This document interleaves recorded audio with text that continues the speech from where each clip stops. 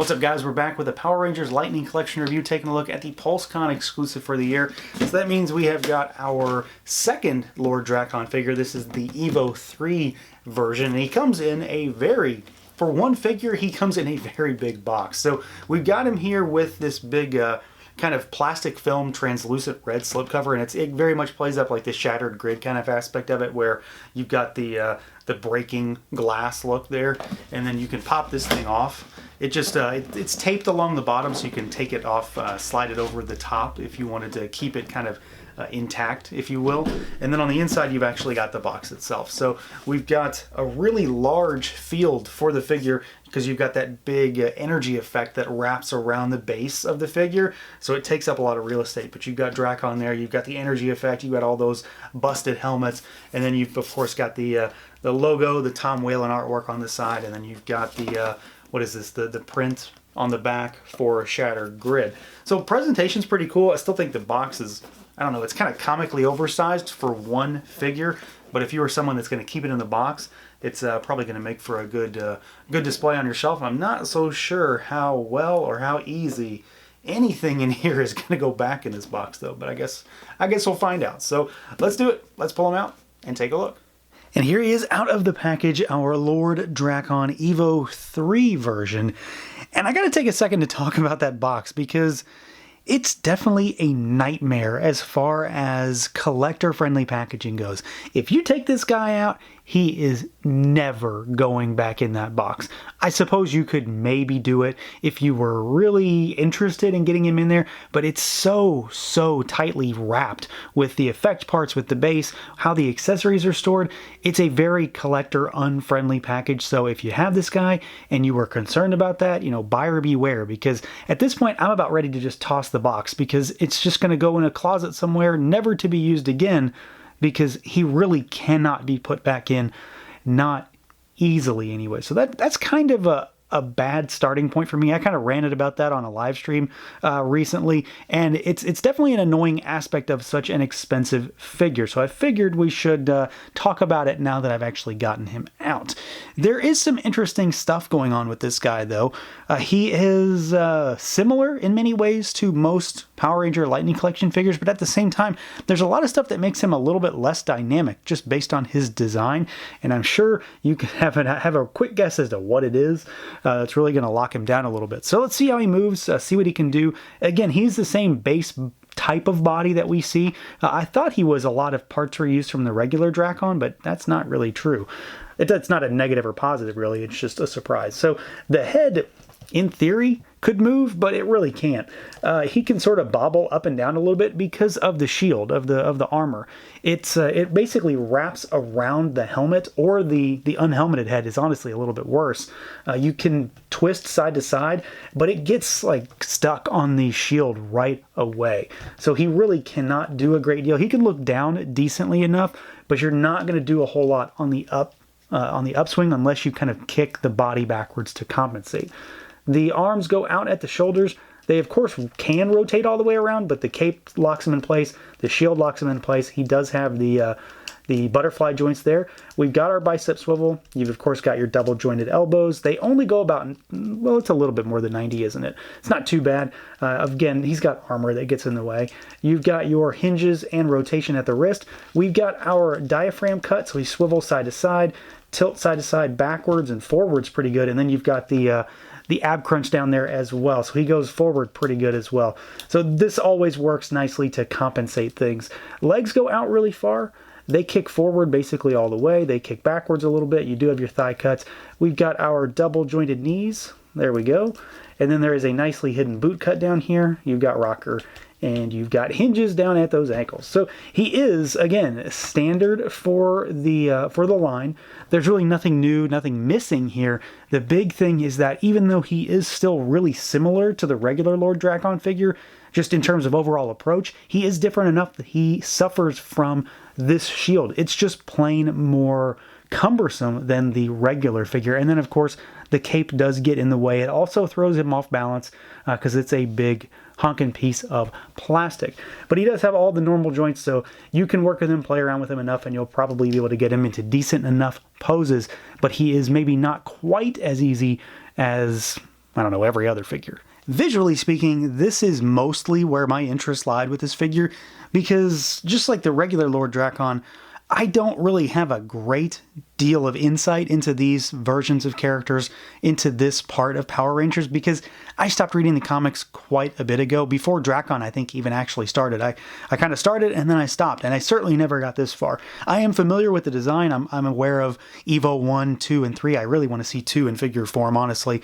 But this one is very similar to regular Drakkon, but at the same time, he is very different. Things that I thought were going to be shared, like the cuffs on the boots and the gauntlets, they're not. They're not the same parts at all. They are unique pieces. The shield is also similar, but different still. And of course, he has the cape. The helmet is a very, very similar look. It's just, of course, a very different color scheme. So this is a White Ranger, Green Ranger, but black almost type of situation. There's a lot more involved in the history of the character, but you know, that's kind of what it is at the base form. Green Ranger, White Ranger, but this guy is in a black suit. And I think for the most part, he does look pretty good. The gold is interesting. It's not super, super metallic, but it does have a nice sheen to it, especially under the right lights. Whatever this symbol here is done really well. Again, I have no idea. Belt buckle's okay. It's kind of off center. The piping, though, is actually really well done. Very clean and crisp. I have no issues there. One area where I do have something odd, though, is there is what seems to be a wash in the grooves on this boot cuff, but it doesn't have any on this one. I can easily fix that myself. I mean, I've got some wash at the ready to fix this eventually, but there's definitely some darker patterning to these lines than over here. So something was done on one, but not the other. So I'm going to chalk that up to being a bit of a QC problem. There is also the problem of how this guy is posed in the box, which may ultimately affect the way he looks out of the package, because he's in there standing on top of that rock base, and the best I can tell is that it's causing the legs to be warped. Mine are pretty bad. He is bow-legged as all get out, so I'm going to need to do something about his right leg, your left right now. He is just very, very knock-kneed, and yeah, that's definitely a problem. You know, you heat him up and try to move it around. I figured I would wait until after the review to do that, because of course it is a facet of this figure right now. If you took yours out of the box, it might have the same problem. The cape is interesting. I do think it looks pretty good, but again, it does throw him off balance. Like, he just wants to fall over a lot of times, so you've got to find a sweet spot with him. It hangs pretty well, though. The shape of it is nice. Of course, it is dynamic, but in a very static way, so it's only going to be posed this one way. I'm not the biggest fan of capes like this because you can only do one thing with it, and then, of course, it does throw him off balance. It is anchored into him pretty well, though, so it actually pegs into the back of the armor, but then there's also two keyed holes here as well. So there are two pegs that actually have lips on them, one on each side, and you kind of have to peel them in almost, is the only way I can truly describe it. And it stays in pretty nicely. So despite the fact that it is a little bit problematic, I have not had any issues with it falling out or not wanting to stay in. Once it's in there, it's probably going to stay in there. And then you've got the helmet up here, which I really do like. Paint on this is very well done. I have no real issues to speak of. The design is really cool. Of course, it very much harkens back to Green Ranger, to White Ranger, and then it's just black. So it has an added cool factor to it that a regular Lord Drakkon maybe just doesn't have. So I'm very happy with the way the helmet came out. Of course, he doesn't actually come with this on him in the box, but I always like to go through the helmets first. So we're talking about it now. So I like him in a visual sense. I think his design is really cool. Hasbro did a good job of translating it to figure form, but he does have a few little things here and there that kind of jump out at me, as far as the cape being, well, what it is. You've got the knock-kneed situation, and then of course I've got some missing wash, I think, down here on that left, your right boot. Now, as far as accessories goes, that's where this set kind of gets a little crazy, especially in comparison to a regular Lightning Collection figure. So to start with, you've got kind of a normal set of accessories. What you'd see if, and probably when, I imagine, we get this guy in a regular retail release. You've got your unhelmeted Drakkon head, so of course a Tommy Oliver head, and it's pretty similar to what you would expect to get from a regular Drakkon, except he's got whatever this nonsense is growing up the side of his face, and then you've got the white stripes that are going down through his hair. Sculpt is good. The photoreal is pretty good as well. I'm pretty happy with it overall. You've got 4 total hands in the box, so I've got 2 on him right now. You've got a open style, kind of style pose hand. You've got a gripping hand over here, and then you've got the opposite. So you've got an extra gripping hand, and then or a style pose hand and an extra gripping hand. So a full set of each. And then we've also got a Saba as well here. So just like Lord Drakkon came with a weapon, he came with the Dragon Dagger, though. This one, Drakkon EVO 3, comes with Saba, and he looks really good.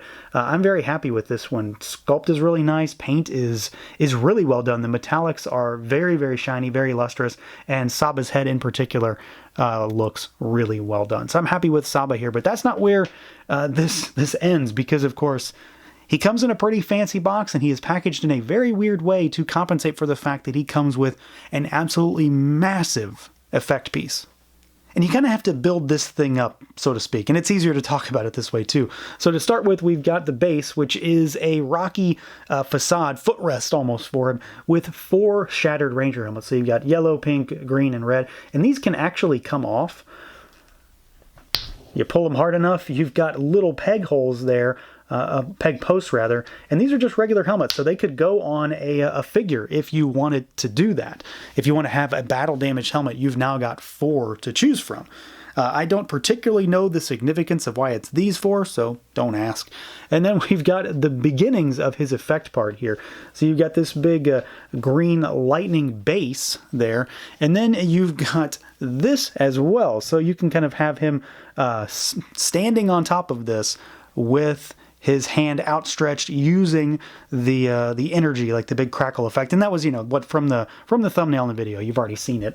But this thing is pretty wild, and this is part of the reason why this guy is so oddly packaged, because this thing has to be like strapped down. It is really cool. Obviously, it's going to be a very specific thing. You may or may not even have space for something like this. And it's definitely the thing that's going to separate this figure from, well, let's face it, we're probably going to see this guy in a regular retail release down the road. You're not going to be getting all of this stuff. So it's definitely a more premium type of accessory. I do think it's really cool. It's going to be interesting how I get it onto a shelf and what I'm going to do with it. But it's undeniably a really, really exciting effect piece. Certainly something that you can use with photography, dioramas, the whole deal. So at the end of the day, there's a lot I like about this guy, but there's a lot about the overall package that kind of bugs me. The figure on its own is pretty nicely done. He looks fantastic, if not for a few things that bug me visually as far as the cape and a few little QC issues that I've got here and there. But the figure exudes a nice cool factor. He moves around relatively okay for a figure with such a crazy cape, and he does come with a wild array of accessories. I'm not so sure that all of the extra stuff he comes with really warrants a $50 price tag. I do think that this guy is definitely a little unnecessarily expensive, especially when compared to other PulseCon exclusives. And again, the box, from my perspective as someone who likes collector packaging but also likes to open his toys, that box is probably going in the trash, because I just don't know what I'm going to be able to do with it. Drakkon is likely never going to be able to go back in. And, your mileage may vary on whether that matters to you or not, if you're even going to open this. But for me, it's kind of a sticking point for one odd reason or another. So that's going to do it for this look at the PulseCon exclusive Lord Drakkon EVO 3. Let me know what you guys think. Feel free to like, comment, subscribe, and share, and until next time.